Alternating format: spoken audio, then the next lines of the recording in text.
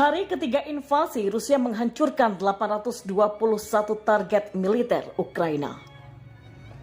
Tentara Rusia telah menghancurkan 821 objek infrastruktur militer Ukraina.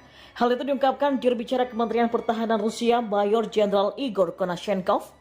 Di antaranya adalah 14 lapangan terbang militer, 19 pos komando dan pusat komunikasi, 24 sistem rudal anti pesawat S-300 dan OSA, 48 stasiun radar, 7 pesawat tempur, 7 helikopter, dan 9 kendaraan udara tak berawak ditembak jatuh. 87 tank dan pesawat tempur lainnya hancur, serta kendaraan lapis baja, 28 sistem peluncuran roket ganda, dan 118 unit kendaraan militer khusus.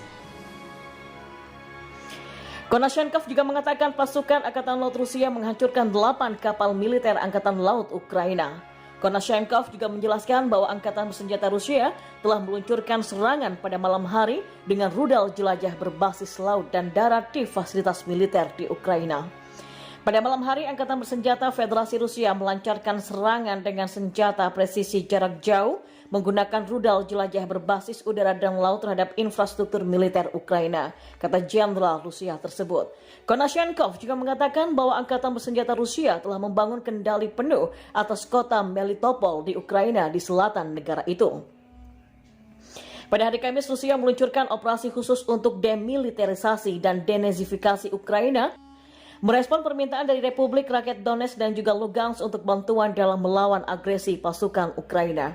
Kementerian Pertahanan Rusia mengatakan operasi khusus hanya menargetkan infrastruktur militer Ukraina dan penduduk sipil tidak dalam bahaya.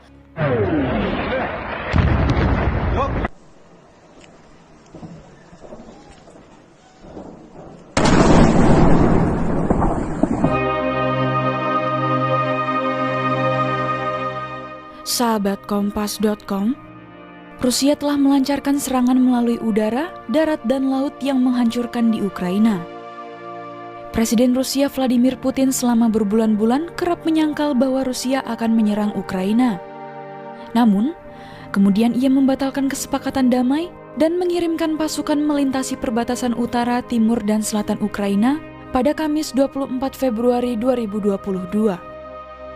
Dengan meningkatnya jumlah korban tewas, Putin kini dituduh menghancurkan perdamaian di Eropa dan apa yang terjadi selanjutnya bisa membahayakan seluruh struktur keamanan benua tersebut.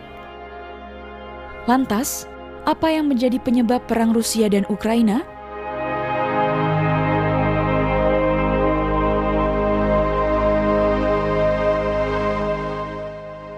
Sebelum invasi dimulai, melalui siaran televisi, Putin menyatakan bahwa Rusia tidak dapat merasa aman, berkembang, dan eksis karena apa yang ia sebut sebagai ancaman konstan dari Ukraina modern. Banyak dari argumennya yang dinilai salah atau tidak rasional.